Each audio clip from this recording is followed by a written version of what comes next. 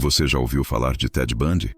Mas e se eu te dissesse que existe uma parte oculta dessa história que ninguém, absolutamente ninguém, jamais ousou revelar? Antes de começarmos, deixe seu like e comente abaixo se você tem coragem de olhar diretamente nos olhos do mal, porque o que vamos dissecar aqui hoje não é apenas a biografia de um monstro, mas a anatomia de um abismo humano tão profundo que engoliu a alma de uma nação inteira. Esqueça tudo o que você viu em filmes de Hollywood ou séries sensacionalistas que tentam romantizar o olhar sedutor do assassino. Hoje, nós vamos remover a pele dessa narrativa e tocar no osso frio e exposto da realidade. Estamos falando de um homem que não apenas matou, mas que caçou. Um homem que entendia a empatia humana não como uma virtude, mas como uma ferramenta mecânica para abrir portas trancadas. E para entender como Theodore Robert Cowell se tornou a encarnação do pesadelo americano, precisamos voltar para onde as sombras começaram a se alongar, muito antes da primeira gota de sangue tocar o solo. Imagine um garoto de 3 anos de idade. É uma cena doméstica comum na Filadélfia do final dos anos 40. Uma tia acorda de uma soneca tranquila e sente algo estranho. Ao abrir os olhos, ela vê o pequeno Ted ao lado da cama. Ele não está chorando, não está pedindo colo. Ele está sorrindo. E ao redor do corpo adormecido da tia, dispostas com uma precisão cirúrgica, estão facas de cozinha. 3 delas, apontadas para ela. Esse garoto cresceu acreditando que sua mãe era sua irmã e que seus avós eram seus pais. Uma mentira fundacional, uma rachadura na psique que nunca foi cimentada. O avô, Samuel Cowell, era um homem violento, tirânico, que chutava cães e espancava gatos. Um homem cuja fúria doméstica era o ar que Ted respirava. Onde começa o monstro? Talvez ali, na observação silenciosa da violência como linguagem de poder. Mas vamos avançar. O tempo é um agente corrosivo, e no caso de Bundy, ele não curou nada. Ele apenas refinou a máscara. Estamos agora em 1974, Seattle, Washington. O verão do amor já havia morrido há muito tempo, e uma névoa de paranoia começava a descer sobre o noroeste do Pacífico. Jovens mulheres estavam desaparecendo, não apenas fugindo de casa, mas evaporando do tecido da realidade. E aqui reside o verdadeiro terror, a invisibilidade do predador. Em 4 de janeiro, Karen Sparks, uma jovem estudante de 18 anos, dormia em seu quarto. Ela não ouviu a janela se abrir. Ela não viu a sombra se erguer sobre sua cama. O que aconteceu a seguir foi brutalidade pura, sem aviso, sem diálogo. Um pé de cabra de metal, pesado, frio, descendo com força total sobre o crânio dela. E depois, uma parte da cama foi usada para causar danos internos irreversíveis. Karen sobreviveu, mas acordou em um mundo onde a segurança era uma ilusão. Ela não conseguia se lembrar do rosto dele. Ninguém conseguia, porque ele não tinha rosto. Ele era o vento gelado da noite. Semanas depois, Linda Ann Healy, uma estudante exemplar, locutora de rádio, a garota que todos amavam. Ela acordou cedo, como sempre, para ir ao trabalho. Mas ela nunca chegou lá. Quando os pais e a polícia entraram no quarto dela, encontraram algo que gela o sangue mais do que uma cena de massacre. Encontraram ordem. A cama estava arrumada, o lençol esticado, mas havia sangue no colchão e a camisola dela, manchada de sangue, estava pendurada no armário. O assassino não apenas a levou, ele tomou tempo para arrumar a cena. Pense na frieza necessária para, depois de violentar e incapacitar uma mulher, parar e dobrar um lençol. Isso não é impulso, isso é controle. Isso é um homem saboreando o momento, prolongando a posse sobre o espaço físico da vítima. Bundy estava testando os limites, refinando o seu modus operandi. Ele estava aprendendo que a audácia era sua maior camuflagem. A polícia estava perdida. Não havia impressões digitais úteis. Não havia testemunhas oculares. Apenas um vácuo onde antes existiam vidas vibrantes. E enquanto a comunidade de Seattle começava a trancar as portas duplas, Ted Bundy estava vivendo sua vida dupla com uma fluidez aterrorizante. Ele trabalhava em campanhas políticas, estudava direito, namorava Ele era o homem que ajudava senhoras a atravessar a rua. E é exatamente essa dicotomia que torna Bundy o arquétipo do pesadelo. Ele não se escondia nos esgotos. Ele estava sentado na mesa ao lado na biblioteca. Ele usava a normalidade como uma capa. E foi então que ele introduziu o elemento que se tornaria sua assinatura macabra: o gesso. Imagine a cena. É uma tarde ensolarada no Parque Estadual Lake Sammamish. Milhares de pessoas estão lá. Crianças brincando, famílias fazendo piquenique, o cheiro de churrasco e protetor solar no ar. Um homem bonito, com um sorriso encantador e o braço em uma tipóia, se aproxima de jovens mulheres. Ele parece vulnerável, inofensivo. Com licença, você poderia me ajudar a colocar este barco no meu carro? Meu braço está machucado. Quem recusaria? É um pedido de ajuda. É um instinto humano básico querer ajudar. Janice Ott não recusou. Denise Naslund não recusou. Em um único dia, à luz do sol, cercado por milhares de testemunhas, Ted Bundy sequestrou 2 mulheres. Ele as levou para o seu Fusca bege. Aquele carro, aquele maldito Fusca, não era apenas um veículo, era uma câmara de tortura móvel. O banco do passageiro havia sido removido para permitir que ele escondesse corpos no assoalho. A maçaneta interna da porta havia sido retirada, transformando o lado do passageiro em uma armadilha sem saída. Quando Janice entrou naquele carro, o som da porta batendo foi o último som de liberdade que ela ouviu. O sorriso de Ted desapareceu no momento em que a chave girou na ignição. A máscara caiu, e o que restou foi o predador. Ele as levou para uma área remota, um local que ele revisitava. E aqui entramos na parte mais sombria, aquela que muitos documentários evitam: a necrofilia. Bundy não se contentava com a morte. A morte era apenas o começo do relacionamento dele com as vítimas. Ele voltava aos locais de desova. Ele maquiava os corpos. Ele dormia ao lado deles até que a decomposição tornasse isso impossível. Para ele, a posse total só era possível quando a vida se extinguia, quando o objeto de seu desejo não podia mais dizer não, não podia mais reagir. Ele queria bonecas, não mulheres.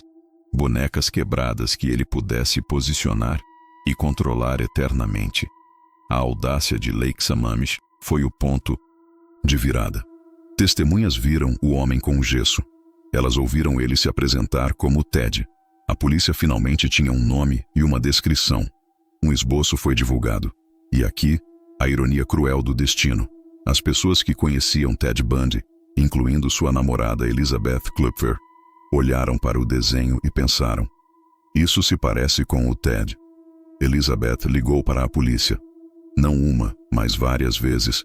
Mas a burocracia, o volume de denúncias e, principalmente, a incredulidade de que um estudante de direito tão promissor pudesse ser um monstro, fizeram com que seu nome fosse enterrado em uma pilha de suspeitos. Ele escapou. A rede estava se fechando, mas os buracos eram grandes demais. Sentindo a pressão, Bundy decidiu mudar de terreno de caça. Ele foi para Utah, Salt Lake City, 1974. Uma nova cidade, novas vítimas, o mesmo demônio. Mas em Utah, algo aconteceu que mudaria o curso da investigação. Carol Darront. Era uma noite chuvosa em novembro. Ted abordou Carol em um shopping center, disfarçado de policial. Alguém tentou arrombar seu carro, ele disse. A autoridade simulada. Outra ferramenta de manipulação. Ele a convenceu a acompanhá-lo até a delegacia para fazer um boletim de ocorrência. Carol entrou no Fusca, mas assim que ele começou a dirigir na direção oposta à delegacia, o instinto de sobrevivência dela gritou. Ele tentou algemá-la. Ele sacou uma arma. Mas Carol lutou. Ela lutou como uma leoa encurralada. Ela conseguiu abrir a porta e se jogar do carro em movimento. Ela foi a primeira a olhar nos olhos do diabo e viver para contar a história. O testemunho dela forneceu a primeira prova física real, a primeira ligação direta. Mas Bundy, arrogante, acreditava ser intocável.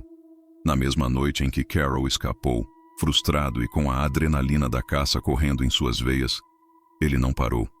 Ele precisava de uma vítima para saciar a fúria da falha. Ele encontrou Deborah Kent em uma escola local. durante uma apresentação de teatro. Ele a sequestrou a poucos metros de seus pais. A ousadia dele estava se transformando em imprudência. Ele estava viciado no risco, na proximidade da captura. O cerco começou a se fechar em 1975.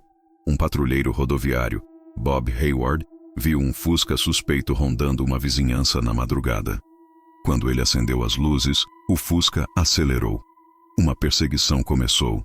Quando Bundy foi finalmente parado, o policial olhou dentro do carro.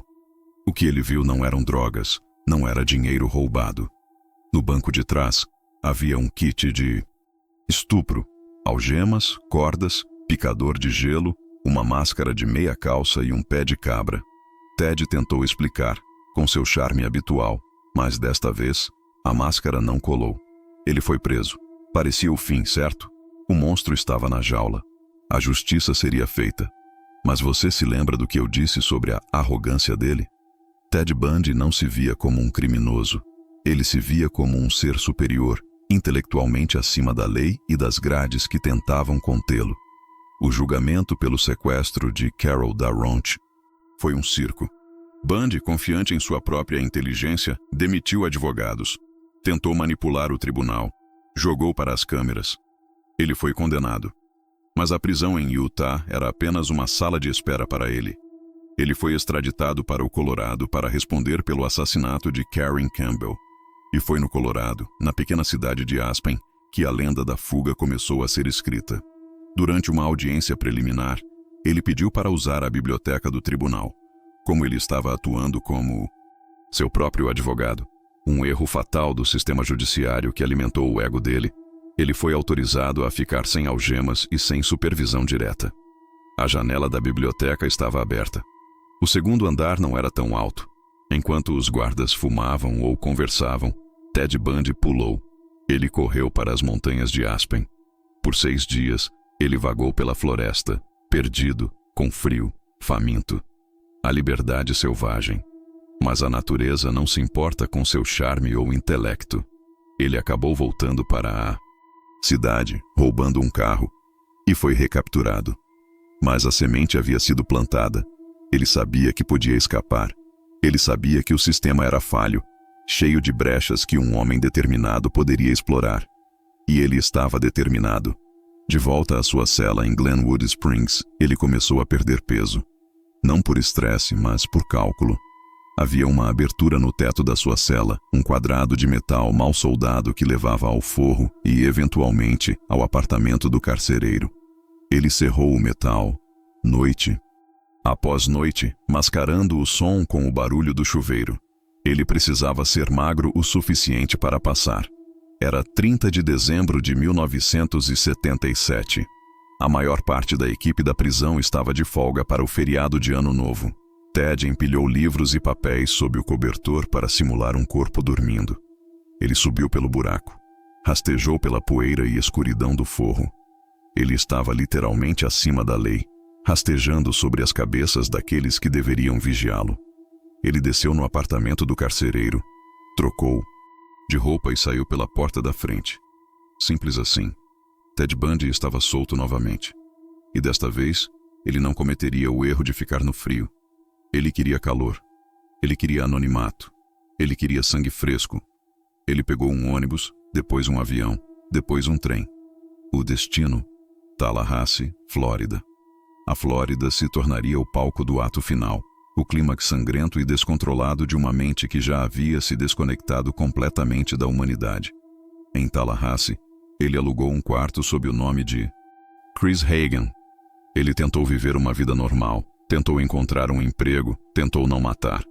Mas o fator compulsivo é como uma maré negra. Você pode construir diques, mas a água sempre sobe. Sem dinheiro, vivendo de pequenos furtos, a pressão interna começou a crescer. O monstro estava com fome e estava furioso. Ele estava sozinho, sem o apoio de sua antiga vida, sem a fachada de estudante de direito bem-sucedido. Ele era apenas um vagabundo com um desejo insaciável de destruição. Na noite de 14 de janeiro de 1978, a tempestade quebrou. Era a casa da fraternidade Chi Omega, na Universidade Estadual da Flórida. As garotas dormiam, seguras em seus quartos, sonhando com provas, namorados, o futuro. Bundy entrou pela porta dos fundos, que estava com a fechadura quebrada. Ele pegou um pedaço de madeira de um monte de lenha no quintal. O que se seguiu não foi uma caçada calculada como em Seattle. Foi um massacre frenético, uma explosão de violência primitiva. Em menos de 15 minutos, ele atacou 4 mulheres. Margaret Bowman e Lisa Levy foram mortas enquanto dormiam. Kathy Kleiner e Karen Chandler foram brutalmente espancadas, mas sobreviveram porque os faróis de um carro chegando assustaram o intruso. A cena do crime na Chi Omega é descrita pelos investigadores veteranos como algo saído do inferno. Não havia a arrumação meticulosa de antes. Havia caos, sangue nas paredes, no teto, mordidas. Sim, mordidas. Na fúria do ataque a Lisa Levy, Bundy deixou sua marca, literalmente. Uma marca de mordida profunda na nádega da vítima. Ele não sabia na época, mas aquela marca seria a sua sentença de morte. Aquela mordida era a assinatura que ele não podia apagar, a prova biológica de sua bestialidade. Mas ele não parou naquela noite. A fome não havia passado. A poucas quadras dali, ele invadiu o apartamento de Cheryl Thomas. Ele a espancou tão severamente que ela perdeu a audição permanente e a carreira como bailarina foi destruída. 5 ataques em uma única noite. O predador estava fora de controle, agindo por puro impulso, sem o planejamento frio que o caracterizava. Ele estava se desintegrando. A Flórida entrou em pânico. O FBI colocou Bundy na lista dos 10 mais procurados, mas ele continuou se movendo, roubando carros, dirigindo sem rumo. A última vítima, Kimberly Leach, tinha apenas 12 anos. 12 anos. Ele a sequestrou na escola, à luz do dia. Isso mostra o nível de degradação final. Ele não estava mais procurando o tipo específico de mulher jovem, universitária com cabelo repartido ao meio. Qualquer oportunidade servia. Ele dirigiu com ela até um parque estadual abandonado. O que ele fez com aquela criança quebra o coração de qualquer ser humano com um pingo de alma. E então, o fim da linha. Foi em Pensacola. Um policial viu um Fusca laranja. Ele tinha uma fixação por Fuscas, dirigindo de forma errática. Quando o policial checou a placa, viu que era roubado. A abordagem foi tensa. Bundy resistiu. Ele lutou fisicamente com o policial. Ele correu.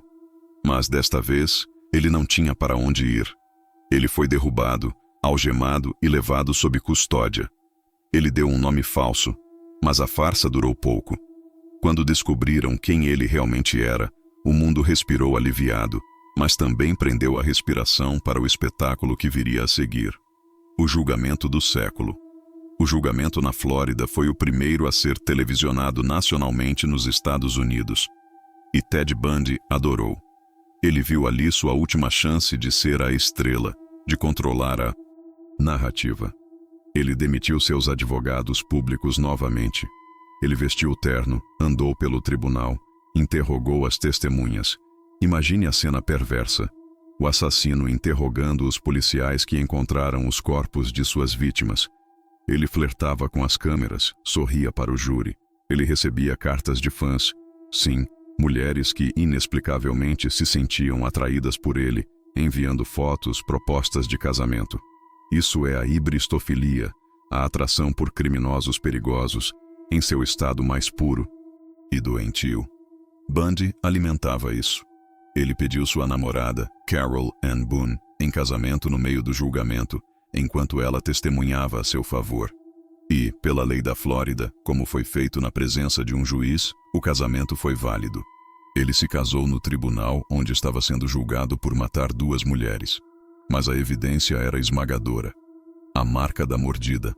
O odontologista forense Richard Souviron comparou o molde dos dentes tortos de Bundy com a ferida no corpo de Lisa Levy. O encaixe foi perfeito. Foi o momento em que a máscara de Ted caiu em rede nacional. Ele não podia encantar a ciência. Ele não podia manipular a biologia.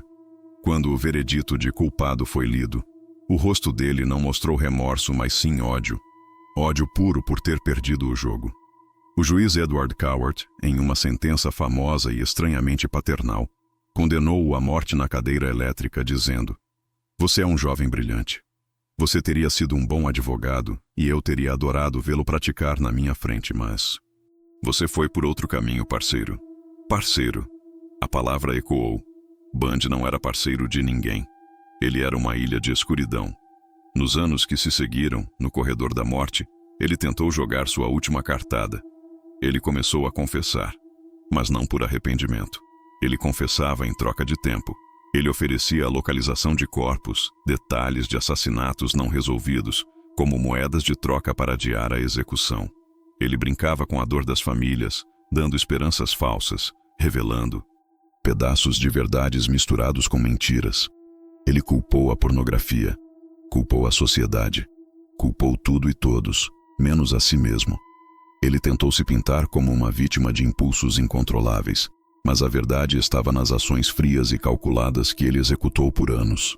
As confissões finais revelaram a extensão do horror. Ele falou sobre decapitar vítimas para manter suas cabeças como troféus em seu apartamento. Falou sobre a queima da cabeça de uma vítima na lareira da casa de sua namorada. Falou sobre o desejo de possuir a essência da vida. Os detetives que o entrevistaram, homens endurecidos por anos de crimes violentos, saíam daquelas sessões visivelmente abalados. Bob Capel, o detetive de Seattle, que caçou Bundy desde o início e que mais tarde consultou Bundy para ajudar a capturar o Green River Killer, descreveu Ted como um buraco negro emocional. A manhã de 24 de janeiro de 1989 chegou. Do lado de fora da prisão estadual da Flórida, uma multidão celebrava. Fogos de Into artifício, cartazes dizendo "Queime Bundy, queime", cerveja sendo vendida. O clima era de festival, uma liberação catártica de anos de medo e raiva. Lá dentro, Ted Bundy, o homem que sempre controlou tudo, estava finalmente impotente. Seu cabelo foi raspado. Sua última refeição foi recusada. Ele chorou, não pelas vítimas, mas por si mesmo. O medo da morte, aquele mesmo medo que ele infligiu a tantas mulheres, agora o consumia. Enquanto ele era amarrado à cadeira, seus olhos buscavam, freneticamente, por qualquer sinal de salvação. Mas não havia nenhum. Quando a alavanca foi puxada, 2000 volts atravessaram seu corpo. O monstro estava morto, mas o legado permaneceu. E aqui chegamos ao ponto crucial, a parte oculta que prometi no início. A verdade desconfortável que ninguém gosta de admitir é que Ted Bundy não foi uma anomalia isolada, um acidente da natureza. Ele foi um produto. Ele foi moldado pelo silêncio de uma família que escondia segredos, pela negligência de um sistema que não conseguia conectar os pontos, e por uma sociedade que valorizava a aparência acima da substância. Bundy prosperou porque ele parecia um de nós. Ele nos obrigou a questionar a nossa própria capacidade de julgar o caráter. Quantas vezes você confiou em alguém apenas porque essa pessoa sorriu? Quantas vezes você abriu a porta para o desconhecido porque ele parecia inofensivo? A história de Ted Bundy não é apenas sobre os crimes de um homem. É sobre a fragilidade da nossa segurança. É sobre como o mal não precisa de chifres e cauda. Às vezes, ele dirige um Fusca bege e usa um gesso falso. As famílias das vítimas ainda carregam as cicatrizes. Os nomes Karen, Linda, Janice, Denise, Carol, Deborah, Karen, Julie, Margaret, Lisa, Kimberly.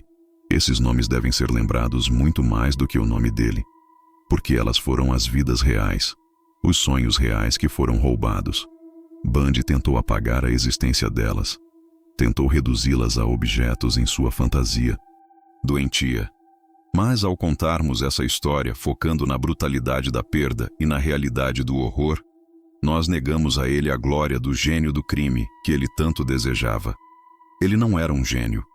Ele era um covarde patético que atacava mulheres dormindo e crianças indefesas. Ele era um fracasso como ser humano que encontrou poder na destruição. Ao olharmos para trás, para o rastro de sangue que atravessa a América dos anos 70, vemos o reflexo de nossos próprios medos. O medo de que o perigo não esteja nas sombras, mas na luz do dia. O medo de que o vizinho simpático possa estar escondendo monstros no porão. Ted Bundy nos ensinou que a máscara de sanidade é fina e que por trás dela pode habitar um caos absoluto. Agora eu te pergunto, você se sente seguro agora? Trancou a porta antes de começar a ouvir isso? A próxima vez que alguém lhe pedir ajuda na rua com um sorriso encantador, você vai lembrar de Ted, porque o verdadeiro legado dele não é a morte, é a desconfiança eterna. Ele roubou a inocência de uma era e nos deixou com a suspeita perpétua. E se você chegou até aqui, é porque você tem a coragem de encarar a escuridão. Mas lembre-se, quando você olha muito tempo para o abismo também olha para você. Não deixe que essa história seja apenas entretenimento, que ela sirva como um alerta, um lembrete visceral de que o mal existe, respira e às vezes sorri para você. Se você quer que eu continue dissecando as mentes mais sombrias da história e revelando os detalhes que a mídia tradicional esconde, inscreva-se no canal agora. Ative o sininho, porque o próximo caso vai fazer a história de Bundy parecer um conto de fadas. E comente abaixo. Qual assassino você acha que usou a máscara melhor do que Ted? Eu quero saber a sua opinião.